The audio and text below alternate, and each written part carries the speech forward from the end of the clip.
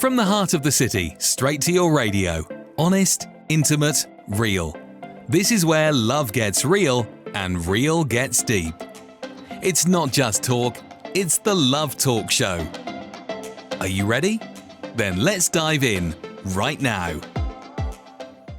You try to show affection, but your partner seems emotionally closed off, making it hard to connect, adapt, or reconsider. Reconsider, definitely, because if there's no connection, then there's no point. So reconsider in the long run. Would you feel insecure about their love or fidelity? It would depend. If he was just silent, wasn't explaining what the problem was, then all those things would go through my mind. So I would wonder what the issues were. I would wonder if it was me, if it was, I'd wonder. If I'd done all my best, then I would think, okay, there is something wrong, there's a problem. So I would like to know what the problem is. And hopefully we'd be able to get to the problem. If not, then there is no point. How long would you keep trying without affection in return? It's a very good question. I don't think there's any, I think until you know you've done your best. I think until you know really that you've tried everything and then you have to call it quits. I don't think you can give it a time frame.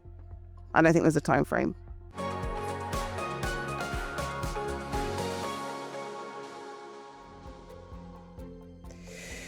Hello everyone, the Love Talk Show is on air, and today, once again, Andrea, my wife, is here with me. Hello, every single day with you and with you that are there and you are anxious to get to know our topic for today. You are more than welcome to stay tuned, to stay with us, because we are sharing one more topic under the light of intelligent love.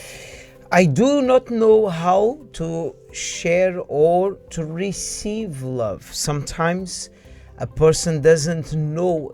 This is what people say. I don't know how to show love and I don't know how to receive love. Many who are not in a relationship, many who sometimes are already, they have already someone. And one of the biggest complaints is exactly this. They don't know how to share love or to show love or how to receive love. In today's Love Talk Show, we are going to talk about this. Pay attention to the topic introduction. Hi, over here. So everybody wants to receive love, but how do you react when you finally receive it? Are you the affectionate kind, or does everything that you do just come off cold? Sometimes it's hard to sense what's real, especially due to past traumas and maybe even your childhood. But how do we get past this point? Tonight on the Love Talk Show, we'll be talking more about this topic so that you can learn how to address your past so that you can advance in your future and finally learn how to show and receive love. This is the Love Talk Show on Liberty Radio. And more important than understanding or the showing love or receiving love is to understand where all of this is coming from, because this has a root. There's something that happened in the person's life that the majority of times a person doesn't know how to show the love or doesn't know how to receive the love. And amazingly, when people fall in love and they want to get to know someone, they tend to be very romantic and they know how to be very romantic. But as time passes by, it looks like it fades away or the true colors are shown. When we say the true colors, and we are talking about when a person starts living literally with someone and sharing a daily life and the commitments of life. And this is when serious stuff comes up, because sometimes people, they don't like to talk about what is serious, but a relationship, having someone with you, you accepting someone to live with you, it's something extremely serious. And when this happens, we can see, Andrea, that what a person learned throughout his or her entire life starts coming up and saying, I don't know how to receive love, or I don't know how to show love. Sometimes it's a reflex of what a person was going throughout life. We can talk about childhood, we can talk about the way they were treated by their parents, or the way they did not have parents whatsoever, the disappointments they faced in the past, the traumas they are still carrying within them. And this, please don't misunderstand me, sometimes happens with those who look like a very confident person, a very optimistic person, a very good person with good intentions, good with communication sometimes, but inside they are carrying a trauma. And I can even remember, I recall last week's seminar, and even Bishop Alawar was sharing something very interesting regarding his own childhood, because he was brought up in a home, in a household filled with men. The mother was the only woman, so they were not used to share love amongst each other. So men, they're very rough, very tough, and the father was not very a person that would show even to say good morning was difficult. Yeah, even to say good morning was difficult. So he was sharing with us, with the people that came to the seminar, that he struggled to show affect and love and care for the wife. He loves the wife, he loved the wife, but he struggled to share this type of affection exactly because he was brought up in a home where he didn't have it. Because at the end of the day, Andrea, this is what a person learned throughout life. It's not the person was faking when they were dating. They were trying to conquer the person because they liked the person, they fell in love with the person. But this is what they grew up with. This is what the people learned throughout their lives. And sometimes to adapt and to know how to overcome certain things in life, they start taking a kind of posture in the way. And the defense way of saying is, I don't know how to share love, or I don't know how to receive love. But the truth is, if a person is going through this, they are suffering and they are making others suffering, and sometimes having someone that they do love. Look what the Bible says. In the book of Psalms 147, it says, He heals the brokenhearted and binds up their wounds. This is what we believe that faith can do in a person's life.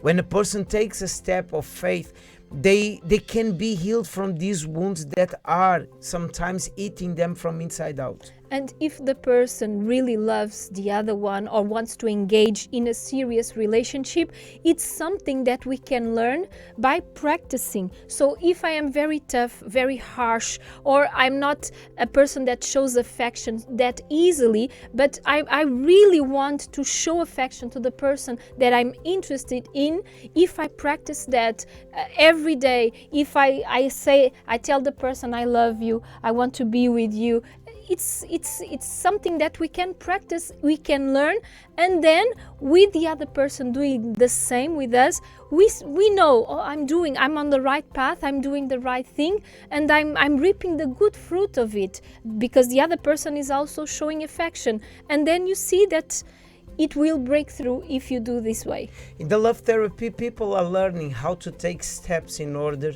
to overcome difficulties and obstacles that are coming on their way. Pay attention to what Akila has to share with us. Hi Akila, the love therapy just ended.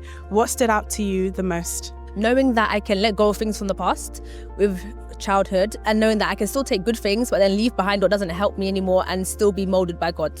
So what do you think is something that stops people from working on their childhood? Why is that sometimes a tough or touchy subject? I think people don't work on their childhood because it can make them uncomfortable. They try to avoid it, but I think those are the main two. They don't want to heal, they don't want to touch the wound that makes them feel uncomfortable, but it's necessary. So do you think that the love therapy, touching on things like childhood and things that we've experienced in the past, do you think it's essential for people to attend? Yeah, I think love therapy is essential for people that need to overcome things from their past, because you wouldn't think about it on a normal basis. You would think, okay, my childhood was my childhood, but to know that it affects us is something that is important and something that can be overlooked. So what would you say to this person that's watching right now? Should they come? I definitely think the person who's watching should come to love therapy. It's essential, even for your spiritual life, just becoming a better person and then being able to be with the right person. Want to experience the love therapy for yourself? Join us every Thursday at 8 p.m. at 232 Seven Sisters Road, Finsbury Park. You'll be inspired.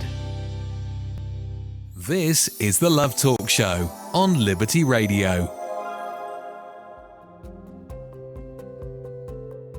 And you could hear what people are receiving or understanding about the love therapy. And Andrea, it doesn't matter who this person is, they can always take a step where they will be able to see things, at least see things in a different way.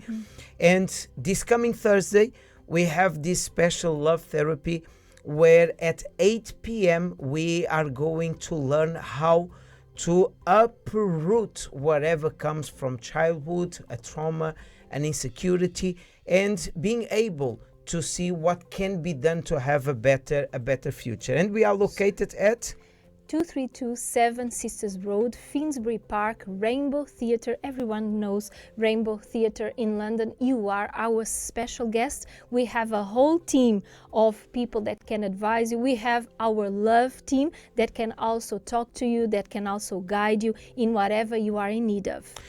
Well, we have here the Dear Love Talk Show. Someone who sent us a question saying, people often give me advice, but I'm not sure whose opinions I should listen to. How do I know what advice is actually right for me? Well, usually what people say, it's not that you are going to ignore, but listening to people's advice, you will be able sometimes to see what you couldn't see until that very moment. Maybe a person a little bit more experienced in a certain area of your in certain area of life, in a project, sometimes in a workplace, you will be able to see things that maybe you were not seeing before. But this, Andre, doesn't mean that we are going to depend on what people are telling us to do. Imagine, I was even thinking, when you open social media, I'm not going to mention here the platforms, but when you open social media, a lot of people are giving advices. You can even get confused. For example, this diet, that diet is like, shall I drink a lot of water, less water? You get confused. It's the same with advices. You have to filter and you have to understand. For example, regarding love life, because that's what we are here talking about. If you are single and you want to get married, you want to engage in a serious relationship, and you are going to get advices from someone that has been single forever and doesn't want to get married, so it doesn't match. So we have to be wise and choose who are we going to give ears to. You can listen, you can even understand, you can agree, kind of, but what you are going to put into practice, you have to understand, okay, this person is married for a long time, this person can give me a proper advice. And obviously dividing very well what is coming from your heart, your emotions, and what reason is telling you. Well, if you want to send us your question, you can do it. You can email us to love@uckg.org. Here are 10 reasons to take part in the love therapy. 10. To heal the wounds from past relationships. 9. To learn intelligent love. 8. To prepare yourself before dating. 7. To become a better husband or wife. 6. To restore a marriage in crisis. 5. To learn to value yourself. 4. To win back a lost love. 3. To debunk the myths about relationships. 2. To learn how to choose someone compatible. 1. To bulletproof your relationship. The Love Therapy, available in London only at the Cathedral of Miracles, 232 Seven Sisters Road, Finsbury Park, London N4 3NX. The seminars are broadcast live to our branches outside of London. For the addresses of these locations, visit uckg.org/addresses. For more information and to keep up to date with any special events, visit and follow our Instagram page at Love Therapy UK. This is the Love Talk Show on Liberty Radio. And the love therapy will happen this coming Thursday at 8 p.m. 232 Seven Sisters Road, 5 minutes away from Finsbury Park train station. And Andrea, before we finish, we would like to share with our listeners our new co-hosts in the Love Talk Show. I am so excited. Can I reveal? Can I? Are you excited? Well, I don't know, because they will be Please, very Edith, polemic. share them. Oh, hello, Amor and Quinton. Welcome to our Love Talk Show. It will be a pleasure. So Amor and Quinton will be our co-hosts. In a few programs. They are already coming, getting prepared, and they have two different personalities. We are going to talk more about this, I think, tomorrow's program. Well, let's see. Stay tuned. But tomorrow and Quinton, they are on the way, and they will be our co-hosts here in Love Talk Show. Andrea, we are coming back tomorrow at 10 p.m. At 10 p.m. was a pleasure being here with you. Stay tuned. Bye-bye. That's a wrap on today's Love Talk Show, where every conversation brings you closer to intelligent love. We'll be back soon with more love, more truth, and more talk. Until next time, keep practicing intelligent love.